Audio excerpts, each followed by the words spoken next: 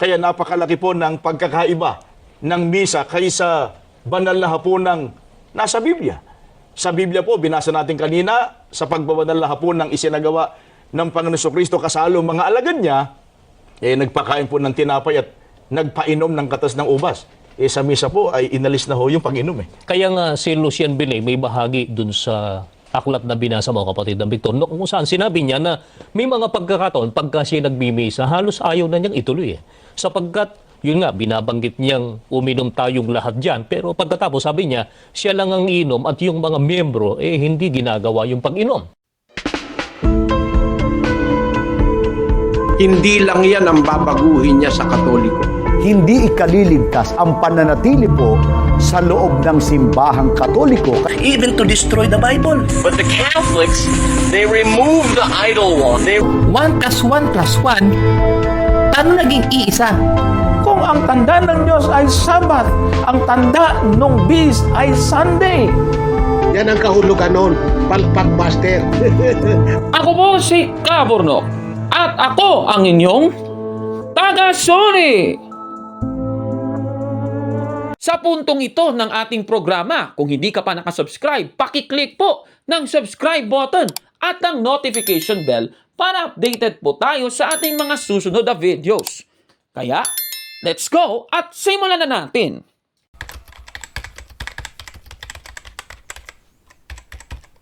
Magandang araw mga kabatid and welcome na naman po sa isang bagong episode ng Taga-Suri. Sa Juan 6:51, mga kapatid, ang sabi po dito, ang sino mang makakain ng tinapay na ito ay mabubuhay magpakailanman. At yung tinapay na tinutukoy, ito po yung tinapay na buhay na bumaba mula sa langit. At alam naman natin, yan po ang ating Panginoong Jesucristo. Sa ating episode ngayon, tatalakayin natin ang mga kakaibang argumento ng mga ministro ni Manalo sa kanilang programang Ang Pagbubunyag. Isang lumang video mula sa Ang Pagbubunyag na ang host ay sina Edgar De Lazo at si Victor Sandoval ang ating tatalakayin. Ano ba ang mga buwelta ni na Edgar De Lazo at ni Victor Sandoval noon sa misa ng Iglesia Katolika? O heto, panoorin po natin. Pero meron silang iminamatoy dyan, kapatid na Victor. Ang sinasabi nila, yan daw misa sa Iglesia Katolika. Yan din daw ang banal na hapunan na itinatag ng ating Panginoong Jesucristo. Kaya, para malaman natin, pagkumparahin natin, alamin muna natin yung banal na hapunan na itinatag ng Panginoong Jesucristo. Paano ba yung banal na hapunan na itinatag ng ating Panginoong Jesucristo? Mababasa po natin yan dito po sa aklat ng Mateo sa 26:26 hanggang 29. Ganito ang nakasulat sa Biblia, unawain po natin. Samantalang sila'y kumakain, dumampot ng tinapay si Jesus at matapos magpasalamat sa Diyos, kanyang pinagpira-piraso at ibinigay sa mga alagad. Kunin ninyo ito at kanin. Ito ang aking katawan, wika niya. Hinawakan niya ang saro, nagpasalamat sa Diyos at ibinigay sa kanila. Uminom kayong lahat nito, sabi niya. Sapagkat ito ang dugo ng tipan, ang aking dugo na mabubuhas dahil sa marami sa ikapagpapatawad ng mga kasalanan. Sinasabi ko sa inyo na hindi na ako iinom nitong alak na mula sa ubas hanggang sa araw na ang bagong alak ay inumin kong kasalo kayo sa kaharian ng aking Ama. Pinatutunayan po dito sa mga talatang binasa natin na nang isagawa ng Panginoon Jesucristo ang banal na hapunan, kasalo niyang kanyang mga alagad ay isinagawa nila ang pagkain ng tinapay at ang pag-inom ng katas ng ubas. Kaya nga po, ganyan ang ginagawa natin pagka tayo ay nagsasagawa ng pagbabanal na hapunan.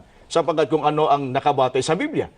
Pero hindi ganito ang ginagawa sa misa ngayon, kapatid na Edgar. Pero yun ang ini-insist nila, kapatid na Victor. Yun nga, yun daw misa ng Iglesia Katolika, yun din daw ang banal na hapunan. Pero diyan sa binasa mo, ang Panginoong Jesucristo nang itatagpo niyang banal na hapunan, merong pagkain ng tinapay at may pag-inom ng katas ng ubas. Kapatid na Victor, ano ba inalis ng mga Katoliko dun sa banal na hapunan na inyutos ng ating Panginoong Jesucristo? Inalis na ho nila yung pag-inom. At yan ay pinatutunayan po ng kanilang aklat. Ang babasahin natin ay Aklat Katoliko. Ang pamagat nito ay Siyang inyong pakinggan, ang Aral Katoliko. Dito po sa pahina 198, ganito ang ating mababasa sa kanilang aklat. Ang pakikinabang o ang Sagrado Komunyon ay ang tunay na pagtanggap ng katawan at dugo ni Hesukristo sa ilalim ng tinapay. Kaya nga, ang tatanggapin natin sa pakikinabang ay si Hesukristo rin, na siyang tunay na Diyos at tunay na tao. Tinatanggap natin si Hesukristo sa anyong tinapay lamang. Hindi dapat tayong uminom sa kalis upang tanggapin ang dugo ni Hesukristo. Kaya napakalaki po ng pagkakaiba ng misa kaysa banal na hapunang nasa Biblia. Sa Biblia po, binasa natin kanina, sa pagbabanal na hapon ng isinagawa ng Panginoon Hesukristo kasalo mga alagad niya, nagpakain po ng tinapay at nagpainom ng katas ng ubas.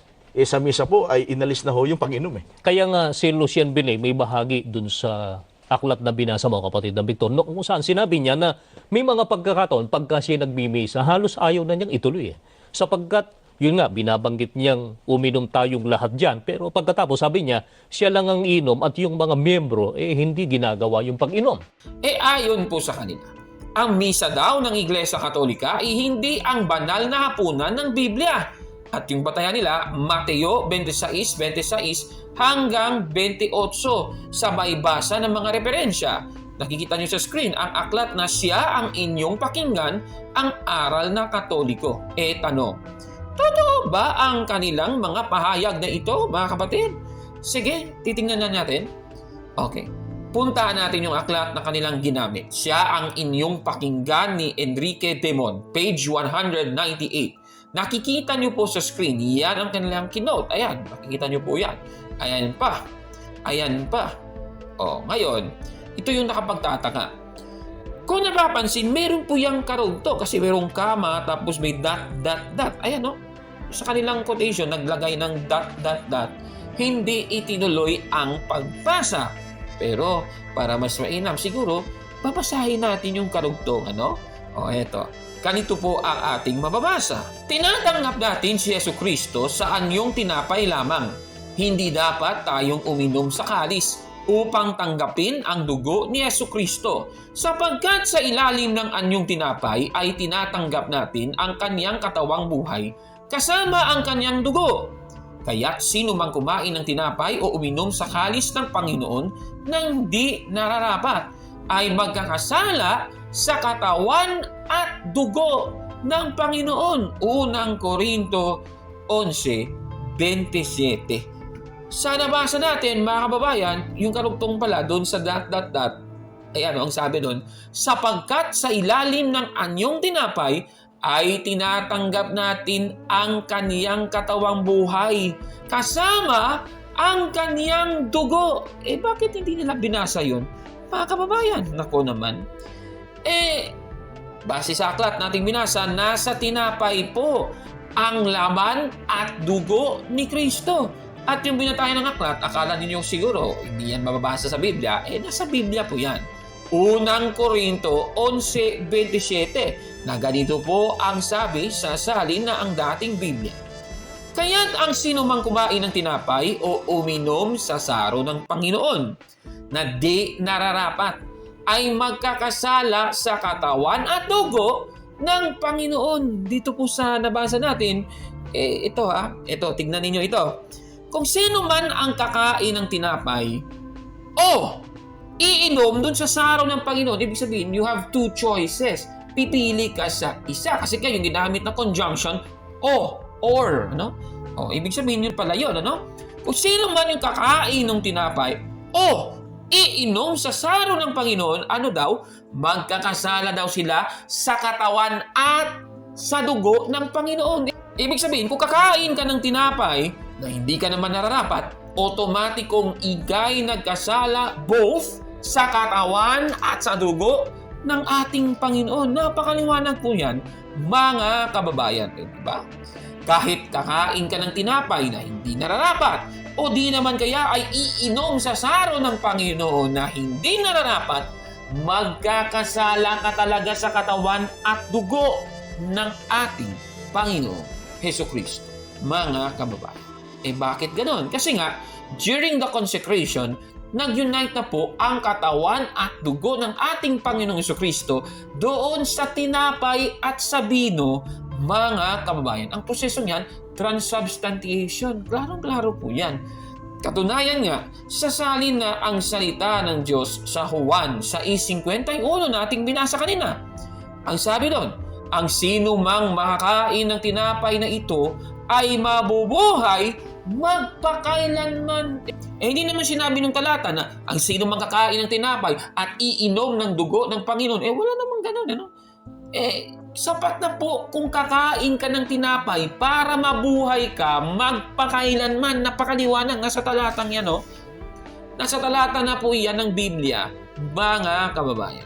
Katunayan nga, sa Gawa 27, ang ginawa nga ng mga apostol, nagpuputol-putol sila ng tinapay, mga kababayan. Hindi naman sinabi, nagpuputol-putol ng tinapay at nag-iinom ng vino. Wala namang gano'n, ano?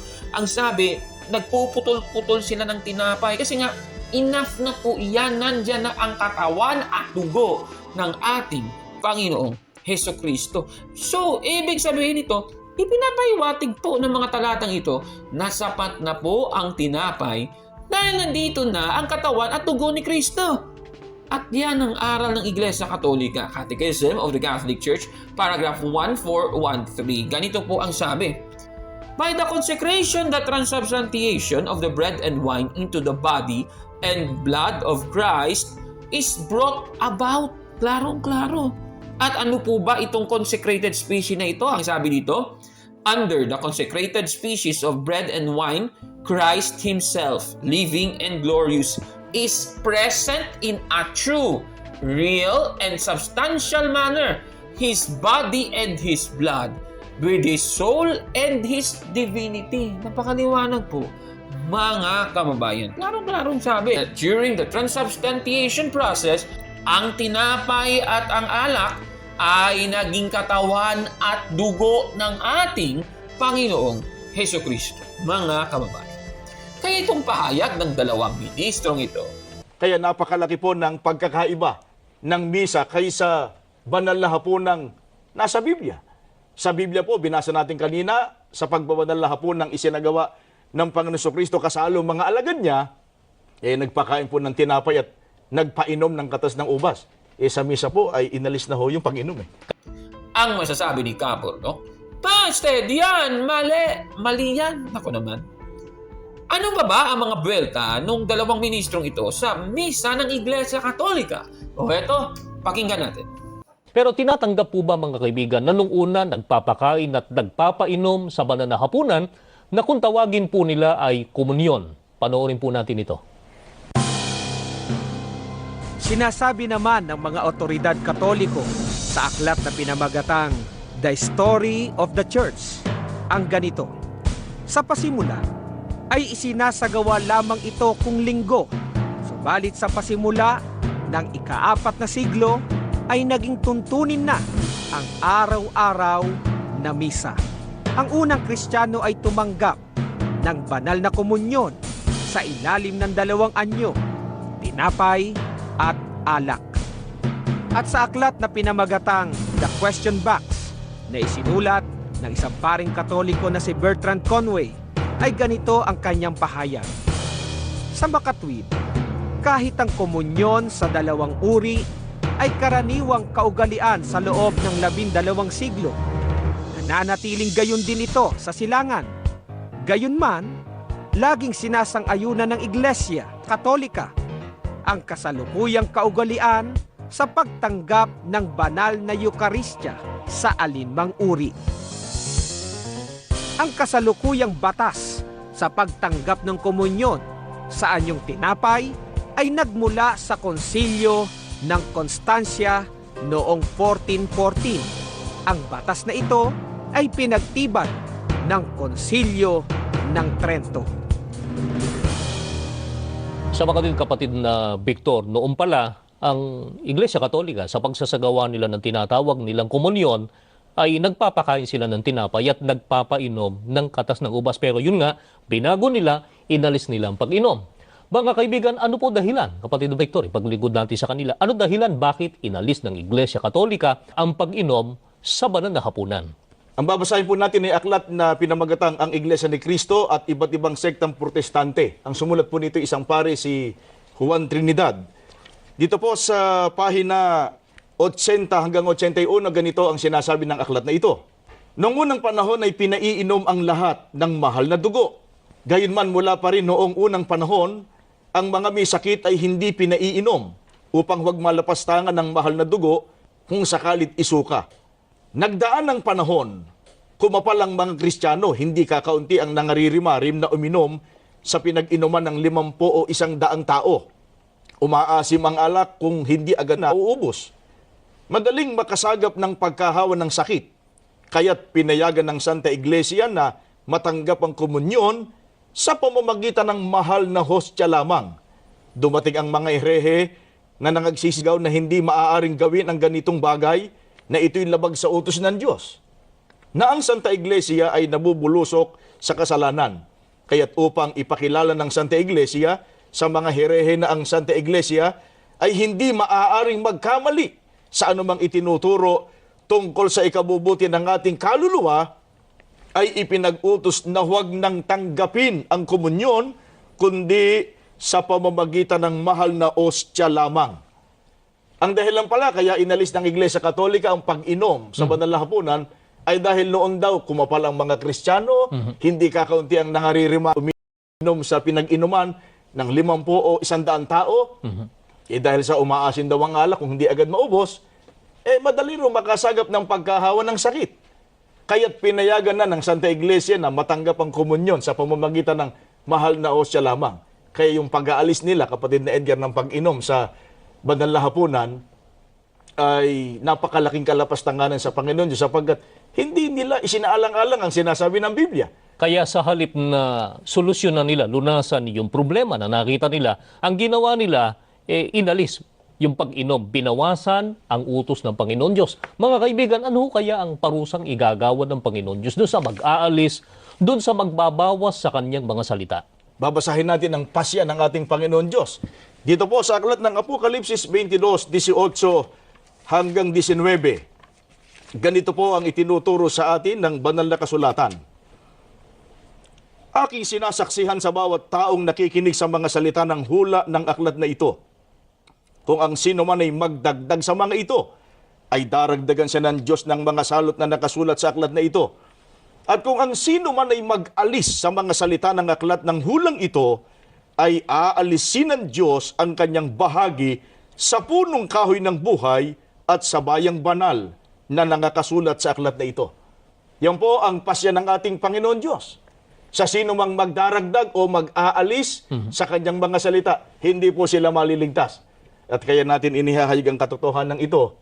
Dahil sa kapatid na Edgar, wala naman sigurong papayag na yung paglilingkod ng tao ay humantong lang sa kaparusahan. Totoo yung kapatid na Victor. Pero hanggat ang tao, ito dapat na maunawang po ninyo, hanggat ang relihiyon na kinaaniban ng isang tao ay nasa kalagayang binabago yung araw ng Diyos, may inaalis o kaya ibinabawas o idinaragdag sa mga salita ng Panginoon Diyos, tapos na po yung pasya niya. Hindi po sila maliligtas. Ayan, so napanood po natin muli si Edgar De Lazo at si Victor Sando.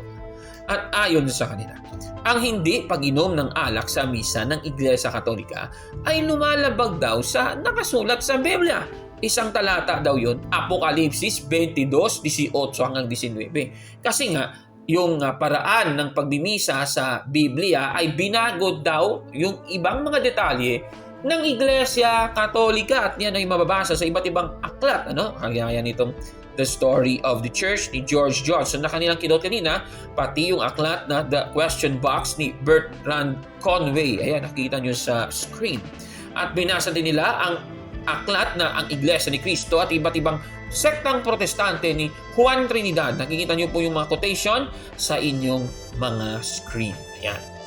Mula po sa tatlong aklat na kanilang binasa at yung kanilang argumento, ang tanong, totoo ba ang kanilang mga sinasabi? Sige nga, tingnan niya natin. Ang gagawin natin, mga kapatid, para masagot ang kanilang akusasyon ay papasahin natin yung aklat na kanilang binasa. Yung The Story of the Church na isinulat ni na George Johnson, page 49. Yung ating ipapakita ay 1935 edition na may nihil obstat ni Arthur Scanlan at imprimatur ni Patrick Cardinal Hayes. Nakikita nyo ngayon sa screen, yan ang kanilang keynote. Ayan, no? Yan. So, existing talaga yan.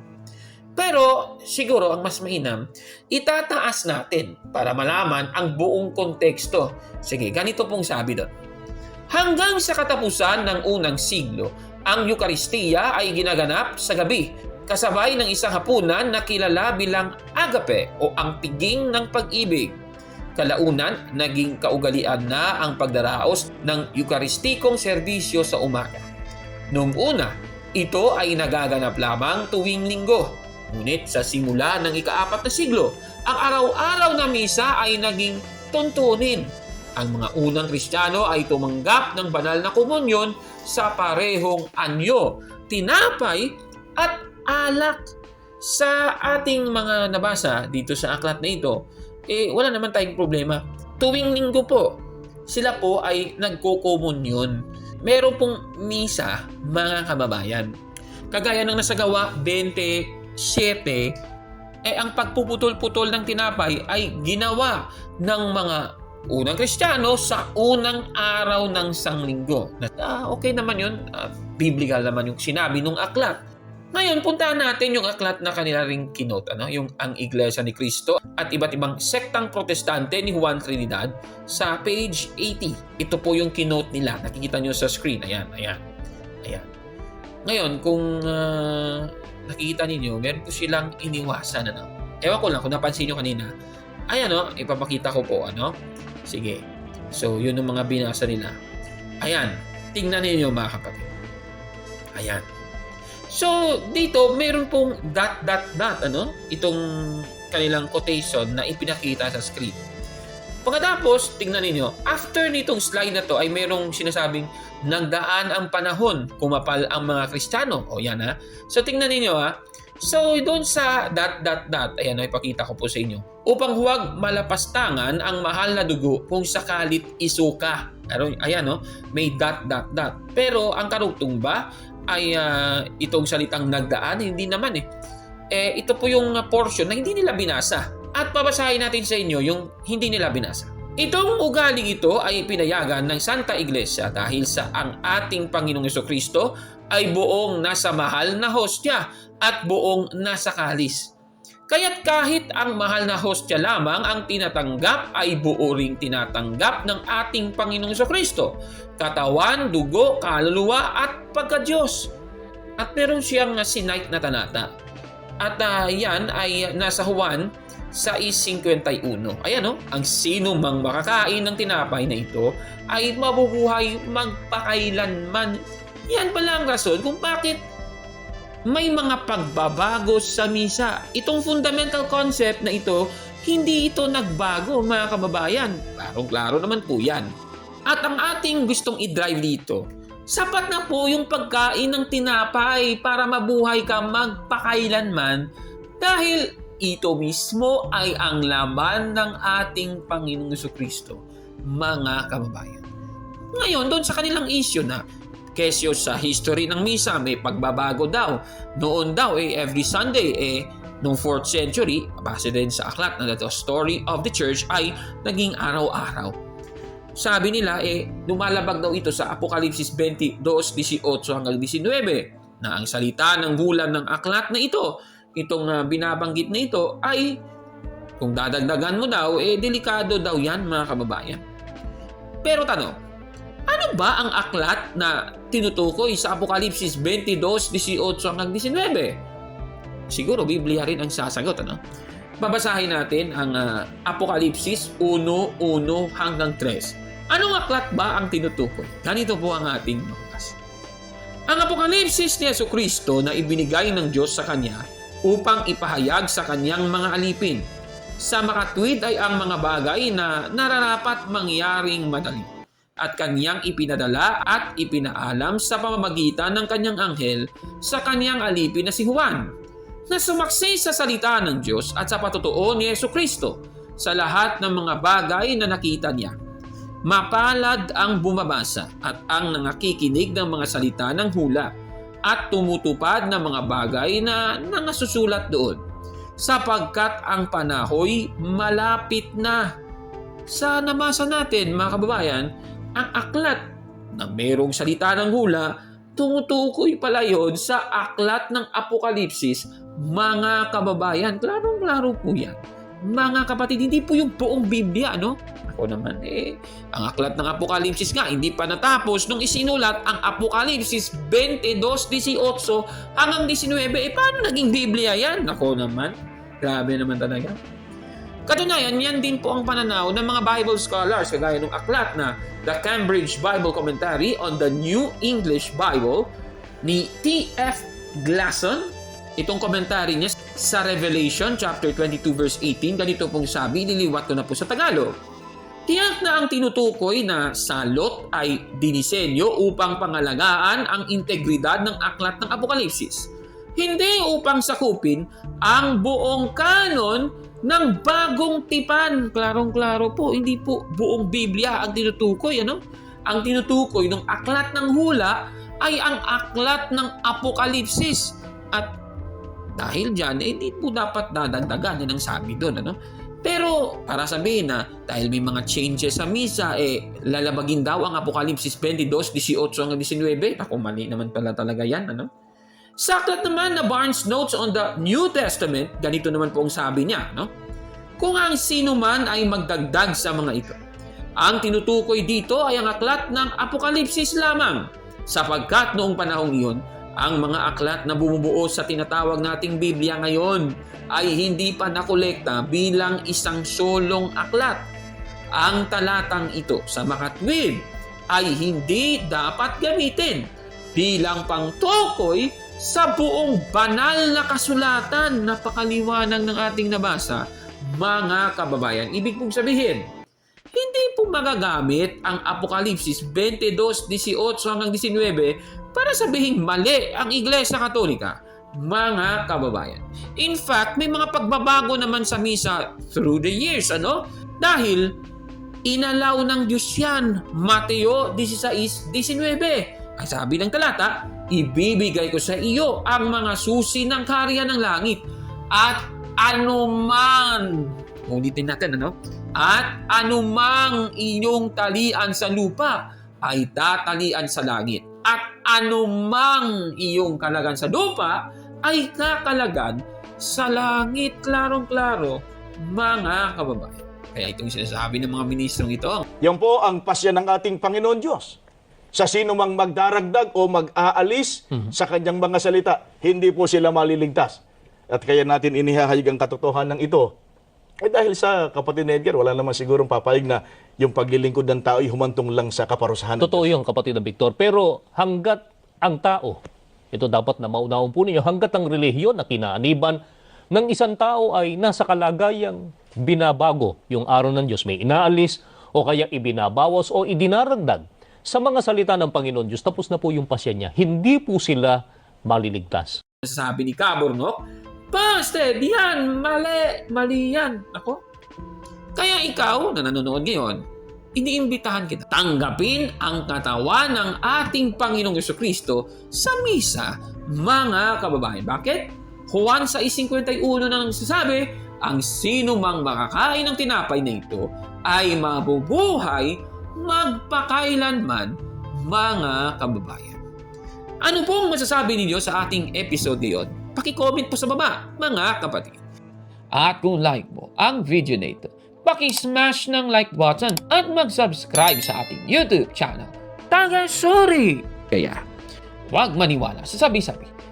Check mo na kung fact nga talaga. Hanggang sa susunod na episode. Ako po si Cabor at ako ang inyong Taga-Sorry!